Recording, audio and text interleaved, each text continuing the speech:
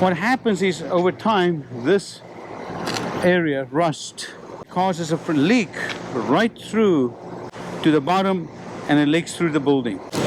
The air is coming through here. See how rusted this is? Seam is opened up here, but I found a hole here while I was working. There's a hole here, right there, a rust hole. I can feel the air coming through. I use lacquer thinners.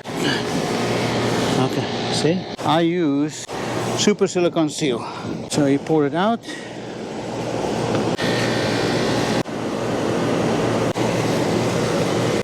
There's a pinhole there, pinhole there.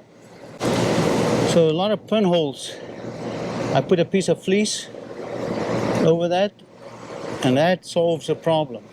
An unbelievable product, but you can fix any metal roof, any seam, fold it right over that. That's it. You never have to do this again, never. You'll save yourself a lot of money, and you take the tape off and look at it. Voila! All right, so this is what it looks like after a month. You can see how nice the rip is, the transition here. And I added the extra coat over this area. But look at it. Beautiful, beautiful, beautiful. Smooth, smooth, smooth. I want to show you another one we did. But you can see we did 2 years ago. Look. Beautiful. This super, very smooth.